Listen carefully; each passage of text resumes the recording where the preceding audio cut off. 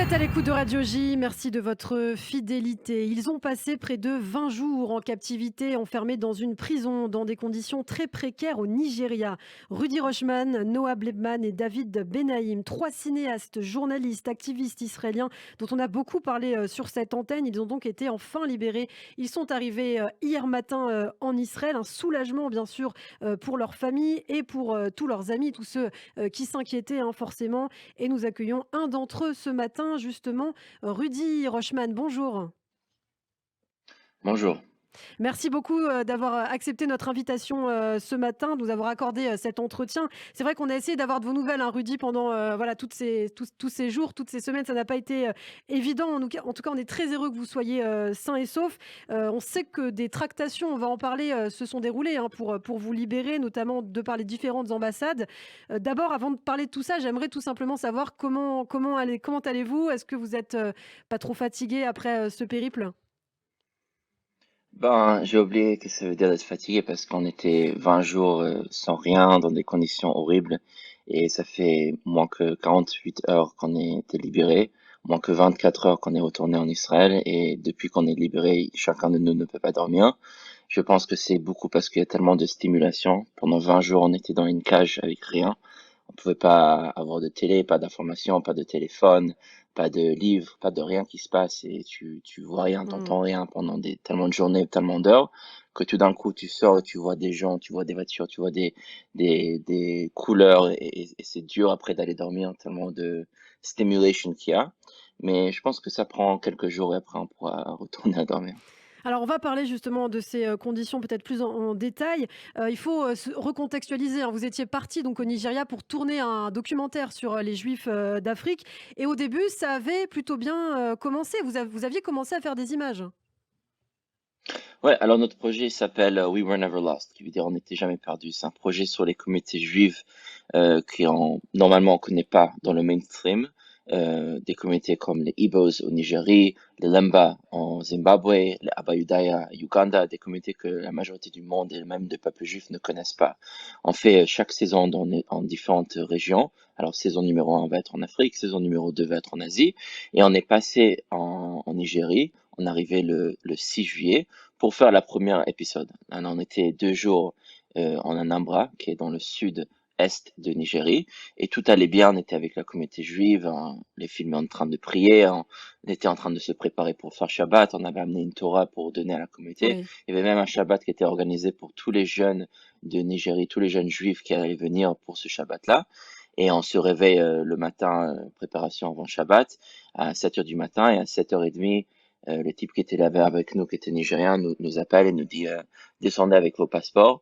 Et alors on descend, il y a la police qui est là, on leur donne le passeport dès qu'ils arrivent, au cas où il y avait quelque chose. Ils nous prennent directement notre téléphone, et depuis on n'a pas revu notre téléphone et notre passeport. Et il y avait au moins une quinzaine de personnes avec des ski masks, c'est une Oui. cagoule comme ça, noire, avec les trous comme ça sur leur tête, avec des grands fusils. Et c'était un peu ironique parce que leurs fusils étaient des Tavork et des fusils israéliens. Ah oui. Et ils nous disent, vous rentrez dans la vanne, et on va vous amener pour quelques questions et une interview. Ça va prendre 1 heure. C'est pas quelque chose que tu peux vraiment dire non. Alors ils nous rentrent dans la voiture, ils nous prennent notre téléphone, ils nous prennent notre passeport. On arrive à peu près une demi-heure d'où on était, et ils nous mettent dans une chambre. On attend quelques heures. Je rencontre le chef. Je lui explique que ça va être Shabbat dans quelques heures. On doit filmer la communauté, on doit préparer pour Shabbat. On me dit ok, pas de problème. Alors vous allez partir en 15 minutes, et après vous reviendra en quelques jours pour répondre quelques questions, juste pour qu'on fait les choses Oui. claires. Pas de problème. On est là pour faire tout. On veut respecter la loi. Je retourne dans la chambre où on attendait tous, et on était pris 4 personnes, pardon 5. On était moi, Noam, Andrew et David, les 3 gens qui étaient partis de We Were Never Lost Team. On était aussi une femme qui est la mère de la communauté et aussi la chef de la communauté, qui s'appelle Lisbon. Elle a à peu près 60 ans, elle a plusieurs enfants. Et on était aussi le prix qui était l'organisateur nigérien qui était parti de notre équipe. Et on était tous dans une chambre. Alors je rentre dans la chambre et je dis à tout le monde, bon, ils vont nous laisser en 15 minutes et on reviendra. 15 minutes devient 1 heure, 2 heures, 3 heures, on entend dans la même chambre. Ils commencent à nous prendre un par un pour nous Donc là, vous étiez interroger, et enfermé dans ils nous une crient chambre. sur... Vous étiez enfermé dans une chambre donc Ouais, avec vos deux confrères et également la présidente de la communauté, hein, c'est ça? correct. Et aussi le Nigérien qui était Ouais. notre guide là-bas, qui est pas juif, rien à voir, mais il travaille avec des compagnies de vidéos de production. Et on était tous dans la chambre, on attendait des heures. Après, ils ont commencé à nous prendre un par un, nous interroger, nous crier sur nous, et disaient, ouais, pourquoi vous êtes là pour faire ça? Pourquoi vous êtes là pour faire ci? Toi, t'es Oui, pas vraiment qui tu es. ça c'est Et intéressant, Rudy, parce qu'on a du mal à comprendre quelle a été l'explication des autorités nigérianes. Finalement, qu'est-ce qu'ils ont dit? Qu'est-ce qui a poussé à vous soupçonner? En fait, ils vous ont pris pour peut-être des agents étrangers, des agents du Mossad, c'est ça?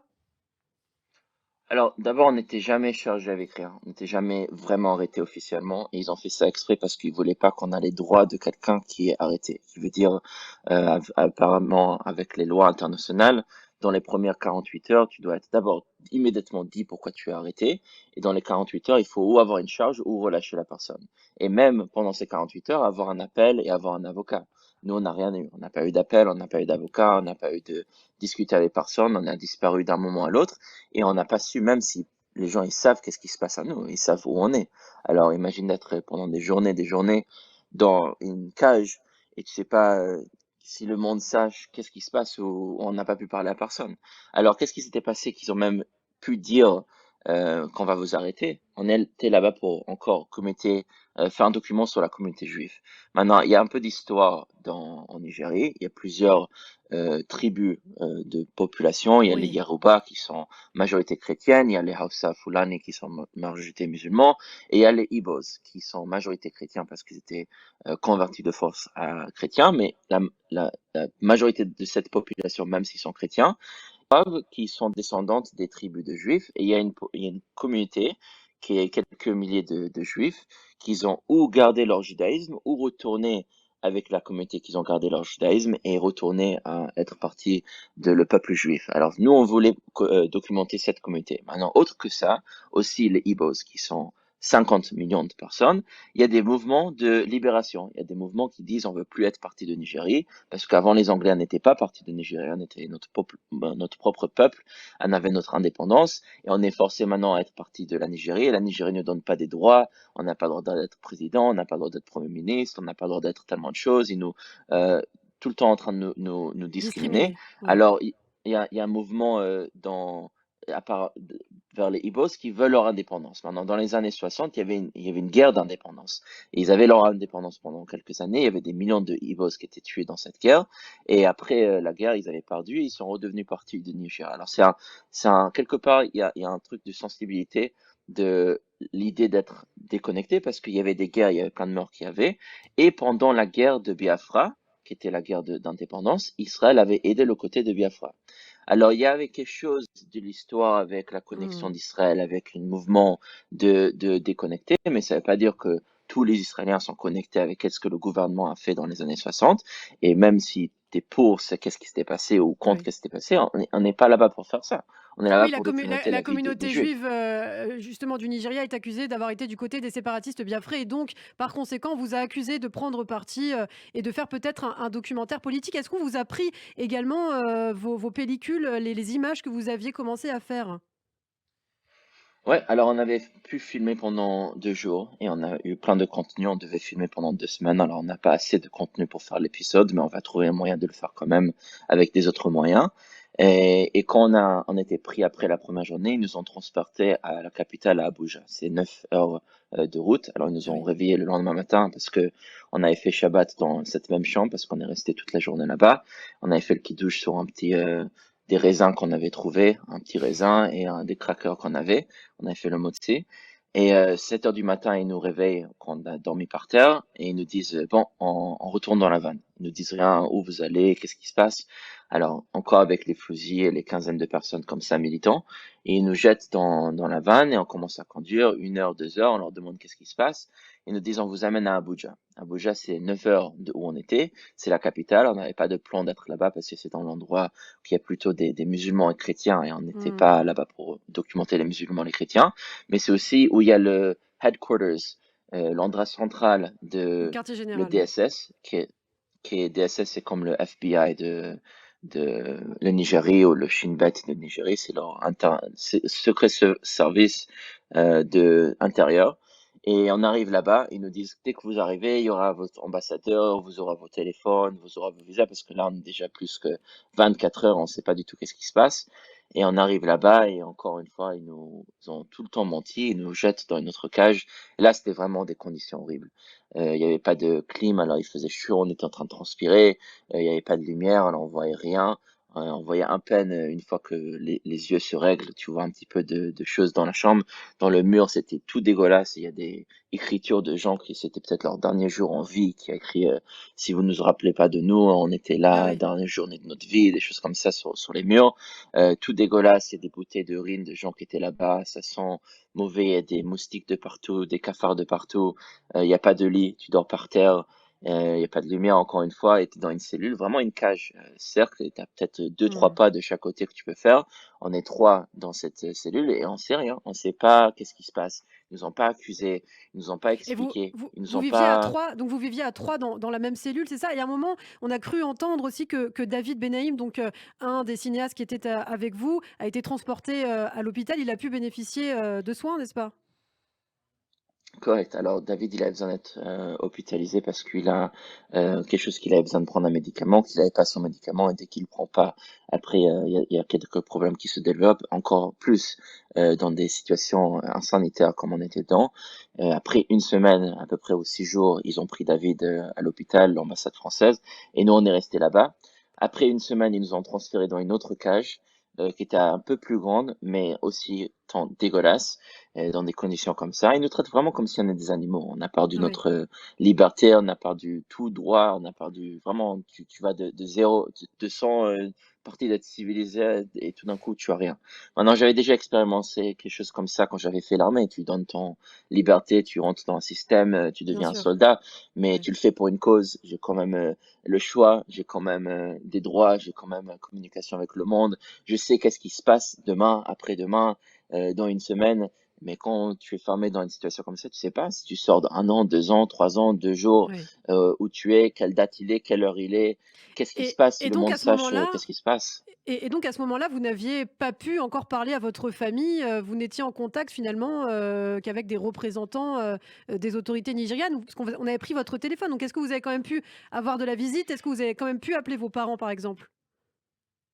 Non, j'ai pas pu parler à personne, autre que quand il y a l'ambassade française et israélienne qui étaient venus nous visiter. Il y a une femme extraordinaire dans l'ambassade française qui avait amené son téléphone, que normalement ils n'ont pas le droit d'amener leur téléphone dedans. Elle a fait semblant qu'elle était en train de parler au téléphone, mais en fait il y avait ma mère sur speaker et j'ai pu parler pendant 10 secondes à ma mère pour qu'elle entende ma voix. Mais autre que ça, on n'a pas pu parler à notre famille, on n'a pas pu parler à l'avocat. Et quand ils nous ont changé dans la cage numéro 2 quand on était là-bas, il y avait deux autres personnes avec nous. Un qui était accusé de faire un attentat en 2014 et ça fait Ah 7 ans oui, qu'il est là-bas. Je dis accusé parce que lui, il dit que c'est pas passé, mais en même temps, on sait jamais. Et un autre qui avait fait aussi d'autres choses illégales. Et ils étaient placés là-bas exprès parce qu'ils leur donnent des bénéfices, ils trouvent des informations sur nous. Alors ils n'arrêtaient pas de nous être gentils avec nous et essayer de demander des questions que j'ai vu vraiment clairement que ils étaient en fait des espions contre nous, pas qu'ils étaient des espions entraînés, mais des gens aussi qui étaient là-bas, qui leur donnent peut-être des DVD parce qu'il avait un DVD player, peut-être en échange, ils leur donnent des DVD si vous donnez des oui, informations contre nous. Alors, on peut pas parler à personne, même les gens qui sont avec nous, mais et aussi on les croyait pas. J'avais des ciseaux de ma trousse de toilette que j'ai cachés dans ma poche parce qu'on sait pas si jamais on se trouve quelque part, bien ils nous sûr. attrapent, qu'est-ce qui va se passer? On sait pas du tout avec qui on est. Et Oui. c'était comme ça notre situation pendant à peu près 2 semaines. Et la première semaine, on n'avait pas de douche, on n'a pas pu changer notre habits, on n'a pas pu manger. Heureusement qu'après qu'on a rencontré l'ambassade israélienne, ils ont commencé à amener du manger du chabad. Oui. Et aussi la douche qu'on a eue après une semaine, c'est pas une douche. En fait, on rentre dans les toilettes publiques et il y a un pot qu'ils utilisent ou pour se laver parce qu'il n'y a pas de papier toilette ou pour utiliser de jeter de l'eau par terre pour laver les toilettes. Et ce pot-là, en fait, tu le remplis avec de l'eau du robinet et tu le mets sur la tête. Et c'est comme ça Ah oui, on a pu se d'accord. doucher une fois tous les quelques jours, mais juste après la première semaine. Alors Rudy, il nous reste plus beaucoup de temps, mais on aimerait quand même savoir comment s'est déroulée la libération. Est-ce qu'on peut savoir qui a négocié cette libération? Comment ça s'est passé? On sait que désormais, vous n'avez peut-être plus le droit de mettre les pieds au Nigeria, c'est ça? Ouais, alors tous les suspicions, ils étaient enlevés et encore une fois, on n'était jamais chargé. Mais j'étais au même temps déporté de la Nigérie. Mon visa avait toujours plus 2 semaines. On aurait pu rester et continuer, mais ils nous ont déportés. En fait, je pense que tout ce truc, c'est parce que ils veulent pas le gouvernement qu'on entende sur l'histoire des Igbo. Ils veulent pas donner des choses qui les ont pouvoir parce que peut-être ils ont peur que ça peut déraler et devenir un mouvement qui leur donne de plus de pouvoir pour séparer ou ils sont très contre et anti-Igbo dans le gouvernement, mais on croit que c'est ça la raison politique qu'ils n'ont pas vu qu'on continue. Moi, j'étais pas partie du procès de nous libérer. On n'avait pas de communication avec personne. Juste aujourd'hui et hier, j'ai appris qu'est-ce qui s'est passé depuis ce temps. Et Ah oui, heureusement que j'ai des parents super qui ont pu appeler les contacts des Français, des Américains, des Israéliens de tous les niveaux et les ambassades qui ont vraiment aidé et des gens diplomatiques, des gens du média, des gens de toutes sortes de personnes, même Bernard-Henri Lévy qui a pu envoyer des messages à Macron du plus haut niveau et des messages à Blinker et des gens vraiment de haut niveau qui sont impliqués, qui se sont rendus compte, attends, si on garde ces gens-là, on va avoir des vrais problèmes. Et pas que ça, mais plein de gens, des milliers de personnes maintenant que je vois les messages, j'ai même pas eu le temps de voir tous mes messages, tellement ouais. de messages que j'ai reçus, de gens qui nous ont gardés dans leurs prières et qui sont pensés pour nous. C'est sûr que ça a aidé aussi à le procès. Et heureusement, il y a 2 jours, on était libérés de la situation, on a pu Bien sûr. retourner en Israël. Mais un dernier truc, il y a toujours la femme qui était prise avec nous, la chef de la communauté, Lisbon, la mère, qui est toujours en captivité. Ah oui. Heureusement, hier, j'ai pu parler à leur enfant. Et ils m'ont dit qu'ils ont pu, avec un avocat, avoir bail, qui veut dire doivent payer 3000 $ US, et que avec PSA, elle pourra sortir, elle devra retourner en cours et tout ça, c'est pour ça qu'ils payent l'argent. Alors, on va essayer de faire une campagne aujourd'hui pour lever les 3000 $ pour aider la communauté, pour essayer Très de bien. leur aider aussi parce que on va essayer de l'aider. Alors une dernière question rapidement, il nous reste, 1 minute, hein, Rudy Rochman. Concrètement aujourd'hui, où en est, le projet, du film? Est-ce que vous souhaitez, continuer? Est-ce que, vous allez repartir? Quand va sortir, ce film? Alors, il y a 6 épisodes à filmer. On va définitivement le faire.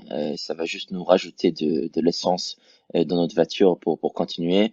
Nous, on voulait rester en Nigerie. Même après tout, qu'est-ce qu'on avait fait? On a manqué d'envol. On voulait annuler tout et rester parce qu'on est là-bas pour dire l'histoire. L'histoire, c'est pas qu'est-ce qui s'est passé à nous en prison. C'est qu'est-ce qui se passe pendant des milliers d'années dans cette communauté et qu'est-ce qui se passe aujourd'hui et comment ils se font tuer et qu'est-ce qu'ils veulent et c'est quoi la beauté de leur communauté. C'est ça l'histoire.